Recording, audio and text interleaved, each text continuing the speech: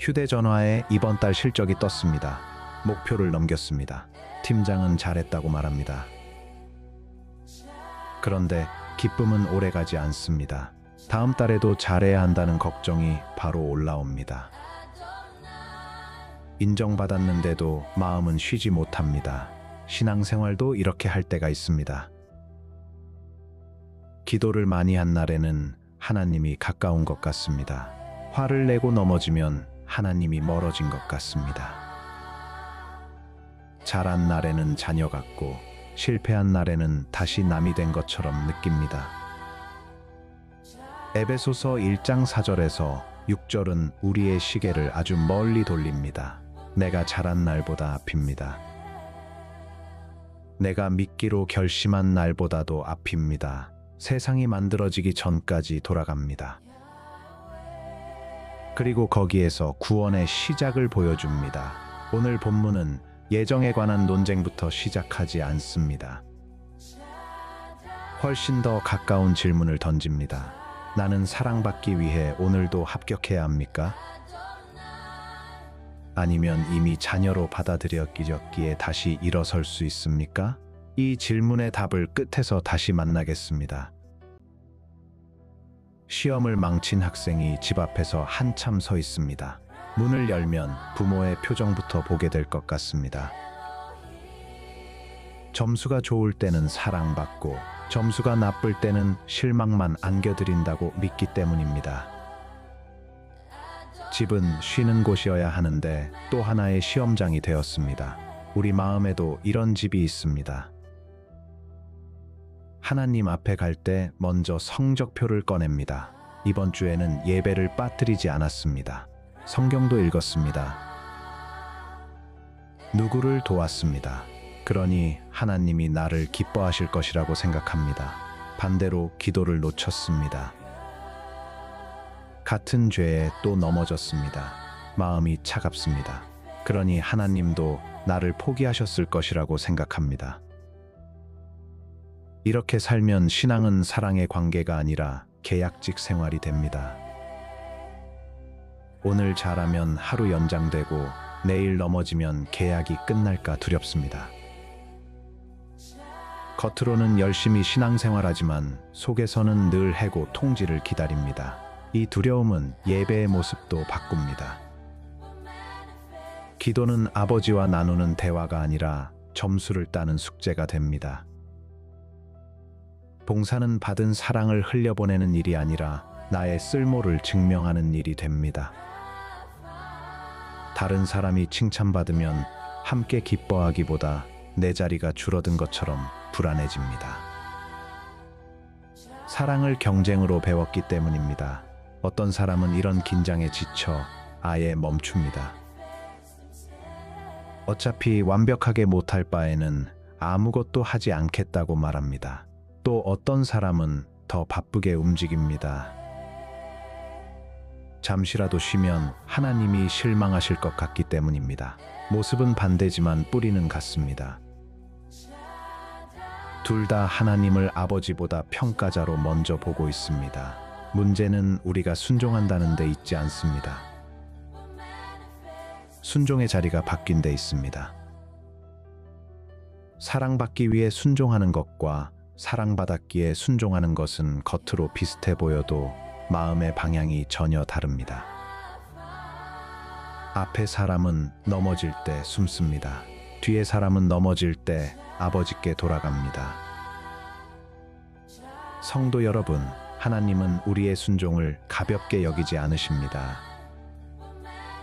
그러나 순종을 자녀가 되는 입장료로 받지도 않으십니다. 자녀는 매일 합격해야 가족으로 남는 사람이 아닙니다. 가족이기에 바르게 자라도록 사랑과 훈련을 받는 사람입니다. 여기서 자신에게 정직하게 물어보십시오. 죄를 지었을 때 가장 먼저 드는 생각은 무엇입니까? 하나님께 고백해야겠다는 생각입니까? 아니면 며칠 동안 자란 뒤에야 다시 기도할 수 있다는 생각입니까? 뒤의 생각은 회개처럼 보이지만 사실은 내가 다시 자격을 만들어 오겠다는 마음입니다. 복음은 깨끗해진 뒤에 오라고 하지 않습니다. 더러워졌기에 그리스도께 오라고 합니다.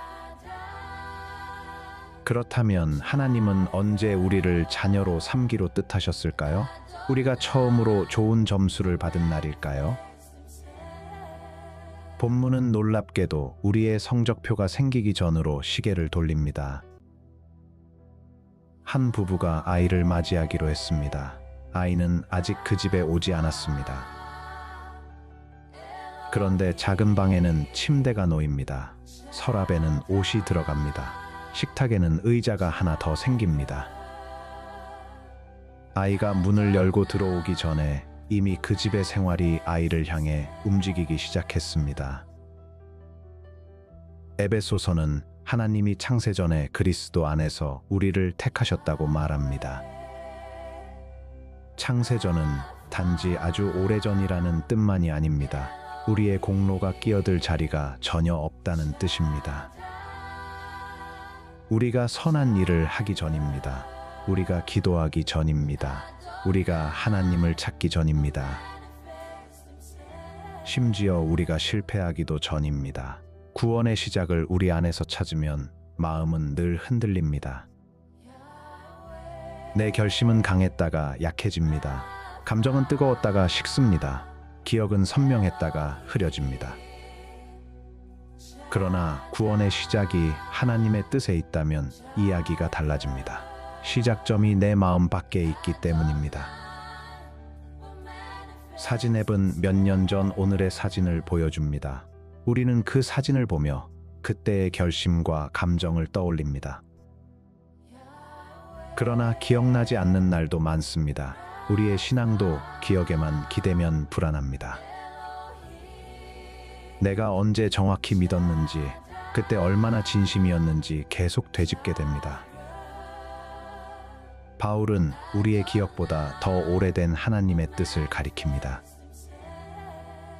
중요한 것은 창세전의 일을 상상으로 자세히 그리는 것이 아닙니다. 하나님이 시간보다 먼저 계셨고 구원이 급하게 세운 임시 대책이 아니었다는 사실입니다. 우리의 죄가 하나님을 당황하게 하지 못했습니다. 십자가는 실패한 세상을 보고 뒤늦게 마련한 비상구가 아니었습니다. 구원은 하나님의 지혜와 사랑 안에 있던 뜻이었습니다.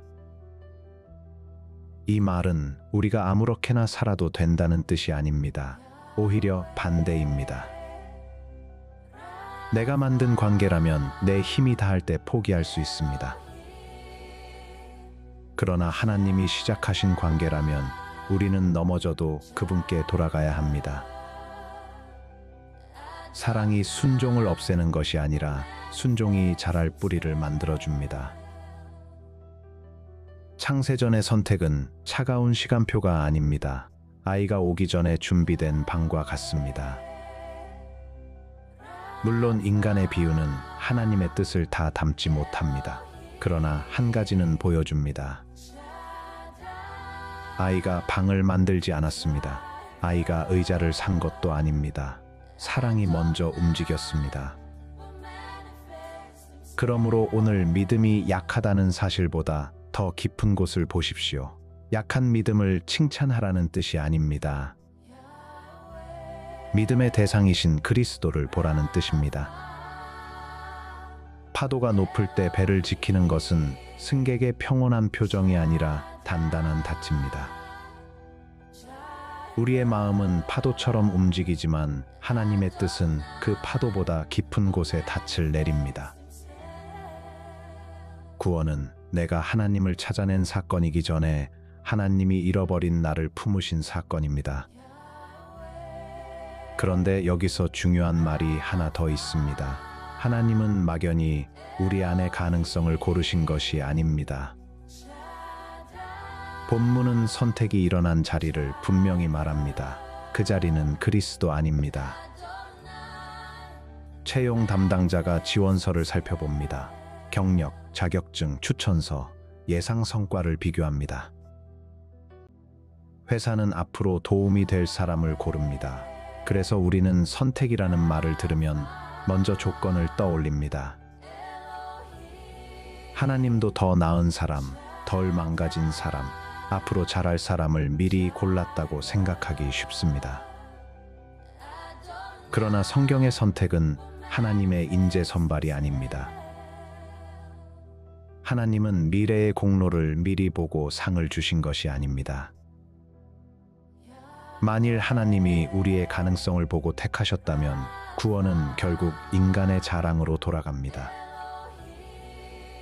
남보다 나은 무언가가 내 안에 있었다는 이야기가 되기 때문입니다. 본문은 선택의 이유를 우리 안에서 찾지 않습니다. 하나님의 기쁘신 뜻과 사랑에서 찾습니다.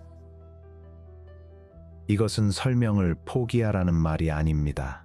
설명의 방향을 바로잡으라는 말입니다.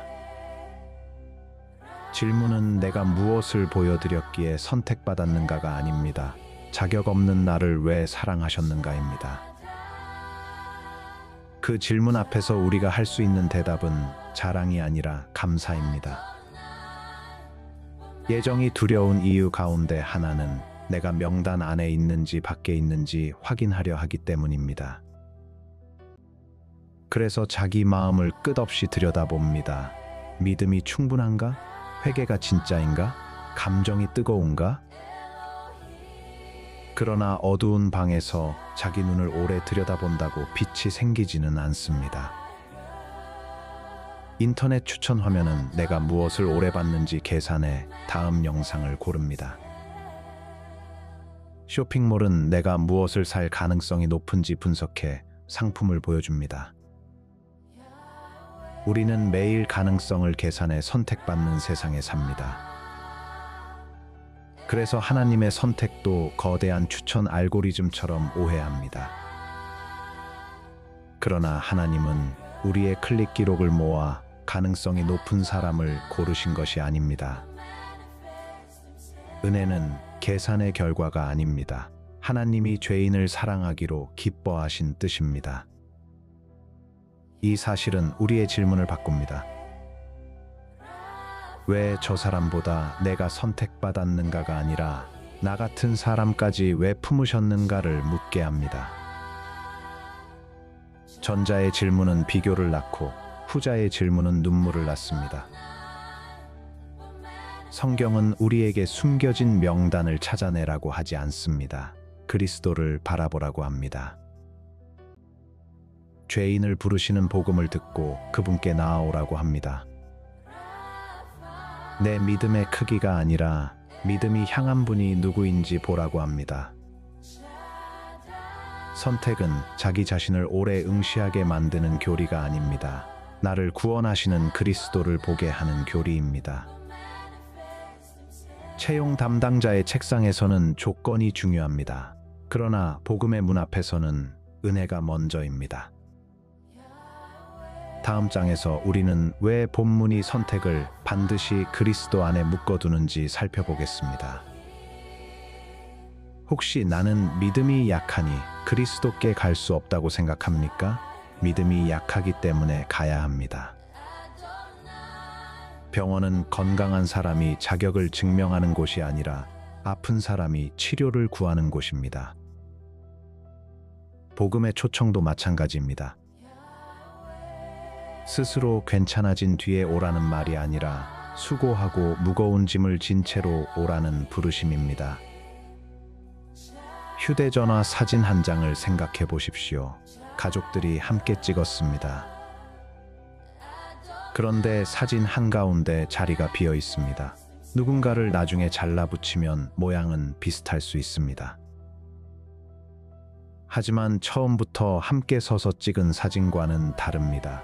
관계는 바깥에서 붙인 장식이 아닙니다. 누구와 함께 서 있는가의 문제입니다. 에베소서는 하나님이 우리를 그리스도 안에서 택하셨다고 말합니다. 이 짧은 말이 예정에 대한 많은 오해를 바로잡습니다.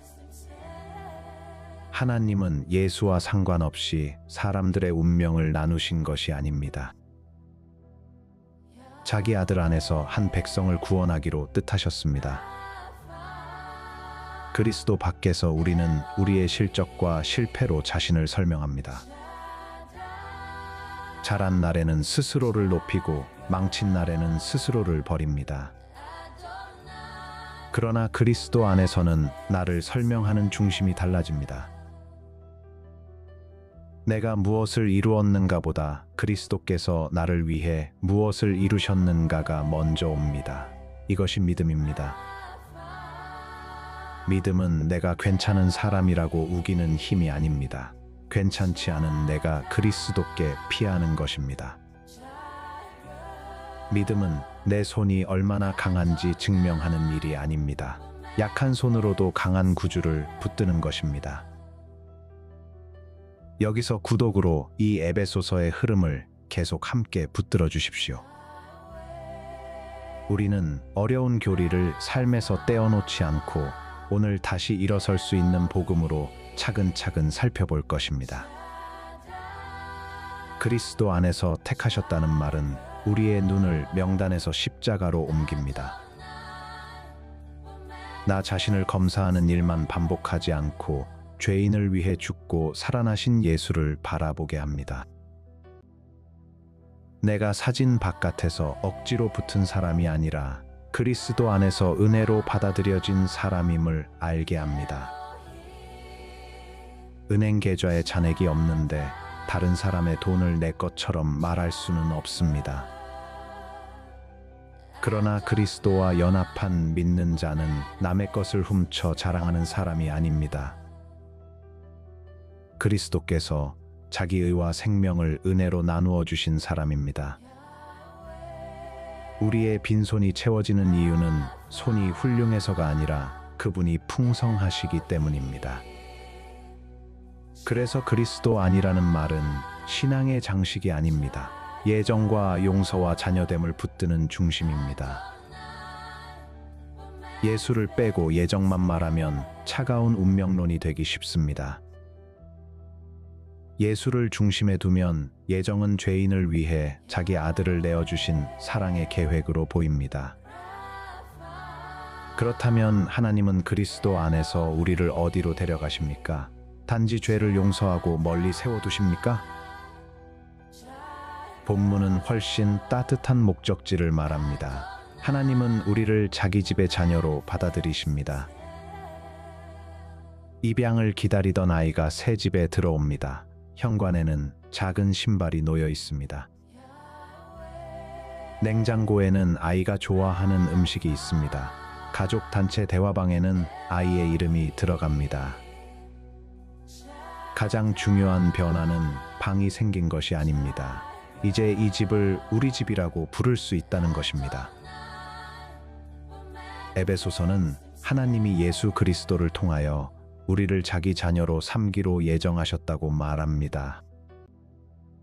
예정의 목적지는 차가운 제도가 아닙니다. 아버지의 집입니다. 예정은 사람을 밀어내는 벽처럼 들릴 수 있지만 본문에서는 자격 없는 죄인을 가족으로 받아들이는 문으로 나타납니다. 자녀가 된다는 것은 하나님을 멀리서 돕는 후원자로만 알지 않는다는 뜻입니다. 필요할 때만 찾아가는 상담자로 알지 않는다는 뜻입니다. 하나님을 아버지라 부르며 가까이 나아간다는 뜻입니다. 잘못했을 때 집을 버리고 달아나는 것이 아니라 잘못했기에 더 정직하게 아버지께 돌아가는 것입니다. 물론 하나님의 자녀됨은 인간 가정의 경험보다 크고 완전합니다. 어떤 사람에게 아버지라는 말은 따뜻하지 않을 수 있습니다. 상처와 두려움이 먼저 떠오를 수도 있습니다. 성경은 상처 준 인간 아버지를 하나님께 그대로 확대하지 않습니다. 오히려 하나님이 참된 아버지이시기에 인간의 사랑이 얼마나 부족했는지를 보여줍니다. 하나님은 자녀를 성과표로 유지하지 않으십니다. 그렇다고 잘못을 모른 척하지도 않으십니다. 사랑하기 때문에 가르치고 붙들고 돌이키십니다. 벌을 피하려 눈치를 보는 종이 아니라 아버지를 닮아가고 싶은 자녀로 기르십니다. 가족 단체 대화방에 들어왔다고 모든 대화가 곧 편해지는 것은 아닙니다. 오래 혼자였던 사람은 도움을 요청하는 일도 배워야 합니다. 사랑한다는 말을 의심하지 않고 받아들이는 일도 시간이 걸립니다. 하나님의 자녀가 된 사람도 그렇습니다. 법적 신분은 은혜로 주어졌지만 마음은 오래된 두려움에서 천천히 빠져나옵니다. 그래서 교회는 완벽한 자녀들의 전시장이 아닙니다. 새 가족 안에서 사랑을 배우는 사람들의 집입니다. 누군가는 아직 쉽게 화를 냅니다. 누군가는 도움받는 것을 부끄러워합니다. 누군가는 아버지께 가까이 가는 일이 낯섭니다. 우리는 서로의 느린 걸음을 조롱하지 않고 함께 집으로 가는 법을 배웁니다. 예정의 중심에는 막연한 운명이 아니라 관계가 있습니다. 나는 누구의 것인가? 어디로 돌아갈 수 있는가? 실패한 날에도 누구를 아버지라 부를 수 있는가? 본문은 그 질문에 자녀됨으로 답합니다. 그리고 자녀에게는 새로운 삶이 시작됩니다. 다음 장의 주제는 거룩입니다. 새 학교에 합격한 학생이 교복을 받습니다. 그 학생은 교복을 입어 합격하려는 것이 아닙니다. 이미 학생이 되었기에 그 학교의 옷을 입습니다. 교복이 입학의 값을 치른 것은 아니지만 이제 어디에 속했는지를 보여줍니다. 에베소서는 하나님이 우리를 택하신 목적을 말합니다. 하나님 앞에서 거룩하고 흠 없는 사람이 되게 하려는 것입니다. 거룩은 자녀가 되기 위해 내는 입장료가 아닙니다. 자녀로 받아들여진 사람에게 자라나는 새로운 모습입니다. 거룩이라는 말이 어렵게 들릴 수 있습니다. 쉽게 말하면 하나님께 속한 사람답게 살아가는 것입니다. 거짓이 익숙했던 사람이 진실을 배우는 것입니다. 자기만 생각하던 사람이 이웃을 돌아보는 것입니다. 미움을 품고 버티던 사람이 용서를 구하고 화해를 시작하는 것입니다. 넘어지지 않는 사람이 되는 것이 아니라 넘어질 때 죄를 변명하지 않고 하나님께 돌아오는 사람이 되는 것입니다. 은혜를 말하면 사람들이 게을러질 것이라고 걱정할 수 있습니다. 하지만 사람을 정말 바꾸는 것은 버림받을지 모른다는 공포만이 아닙니다. 돌아갈 집이 있다는 확신입니다. 사랑을 잃을까 두려워 숨는 사람보다 사랑받고 있기에 잘못을 인정할 수 있는 사람이 더 깊이 변합니다. 하나님의 선택은 죄를 가볍게 만들지 않습니다. 오히려 죄가 자녀의 삶과 어울리지 않는다는 것을 보여줍니다. 우리는 거룩해서 선택받은 것이 아닙니다. 거룩하게 살도록 선택받았습니다. 순서가 바뀌면 복음은 다시 성적표가 됩니다. 현관에 들어오며 진흙 묻은 신발을 벗는 사람을 생각해 보십시오. 신발을 벗어야 가족이 되는 것은 아닙니다. 이미 자기 집이기에 집을 더럽히지 않으려 합니다. 거룩은 쫓겨나지 않기 위해 떠는 행동이 아니라 사랑하는 아버지의 집을 소중히 여기는 마음입니다. 이 차이는 죄와 싸울 때 드러납니다. 성적표 신앙은 넘어짐을 숨깁니다. 자녀의 신앙은 넘어짐을 고백합니다. 성적표 신앙은 다른 사람의 실패를 보며 안심합니다. 자녀의 신앙은 함께 아파하고 일으킵니다. 성적표 신앙은 겉모습을 관리하지만 자녀의 신앙은 마음까지 아버지께 내어놓습니다. 교복을 입었다고 모든 학생이 하루아침에 성숙해지는 것은 아닙니다. 배우고 넘어지고 다시 배웁니다. 믿는 자의 삶도 그렇습니다. 변화가 느릴 수 있습니다. 그러나 방향은 분명합니다. 사랑받기 위해 거룩해지는 것이 아니라 사랑받았기에 아버지를 닮아갑니다. 오늘 한 가지 작은 순종을 시작하십시오. 거창한 결심이 아니라 미뤄둔 사과를 전할 수 있습니다. 숨겨둔 거짓을 고백할 수 있습니다. 혼자 감당하던 죄를 믿을 만한 교회 공동체에 도움 요청할 수 있습니다. 이 행동으로 자녀 자격을 사는 것이 아닙니다. 이미 받은 이름에 어울리는 한 걸음을 내딛는 것입니다. 단체 사진을 찍는데 누군가 맨 앞에 서서 말합니다. 내가 가장 잘나서 이 자리에 들어왔다고 말입니다. 그러나 그 모임이 실력이 아니라 구조받은 사람들의 모임이라면 그 자랑은 어울리지 않습니다. 모두가 같은 손에 붙들려 살아났기 때문입니다. 선택교리는 사람을 높이는 도구로 잘못 사용될 수 있습니다. 나는 선택받았고 저 사람은 아닐 것이라고 쉽게 판단합니다. 다른 사람을 내려다보며 자기 확신을 키우려 합니다. 그러나 이것은 본문의 방향과 정반대입니다.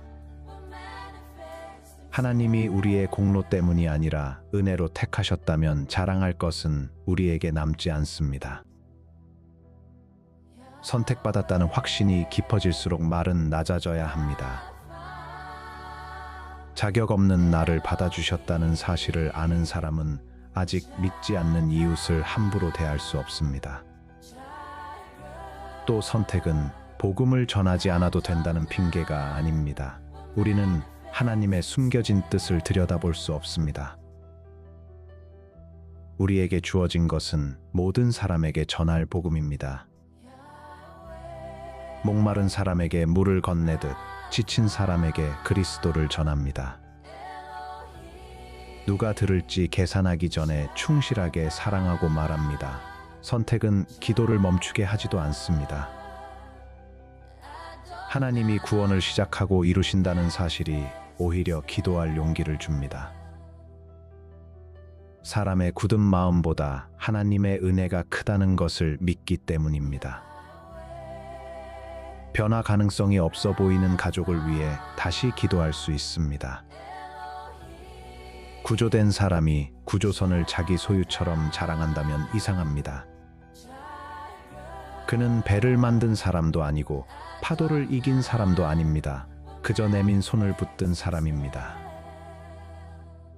선택교리는 구조된 사람이 구조선을 자랑하게 합니다. 자기 수영 실력을 자랑하게 하지 않습니다. 이 교리를 안다고 말하면서 다른 사람에게 차갑다면 우리는 아직 결론을 제대로 듣지 못한 것입니다. 은혜를 깊이 아는 사람은 진리를 흐리지 않지만 사람을 함부로 다루지도 않습니다. 나를 기다려주신 하나님을 알기에 더 오래 듣고 더 천천히 판단하고 더 간절히 복음을 전합니다. 성도 여러분, 은혜로 구조된 사람들의 단체 사진에는 잘난 사람이 중심에 서지 않습니다. 그리스도께서 중심에 서십니다.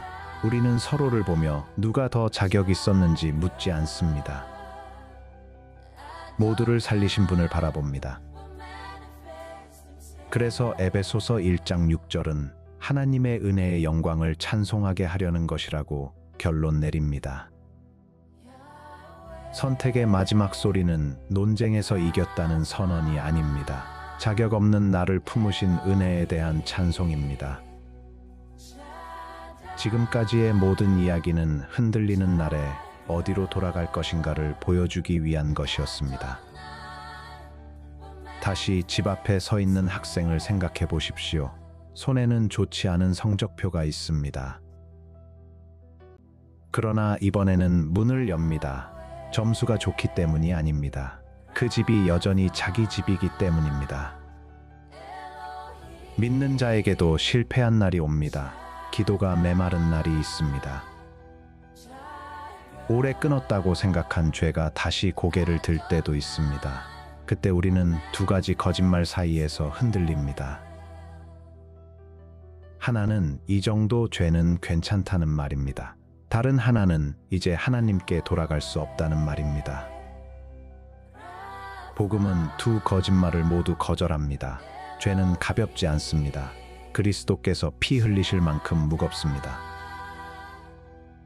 그러나 은혜는 죄보다 작지 않습니다.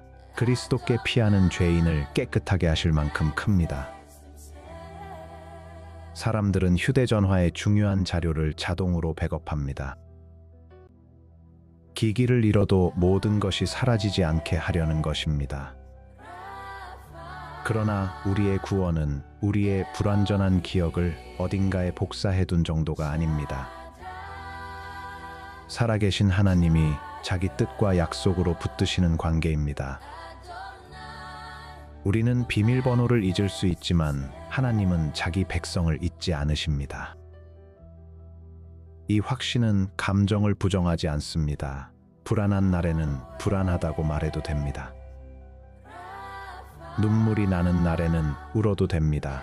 확신은 아무 느낌도 없는 단단한 표정이 아닙니다. 흔들리는 마음을 안고도 어디로 돌아갈지 아는 것입니다. 자녀는 길을 잃을 수 있지만 돌아갈 집의 주소를 압니다.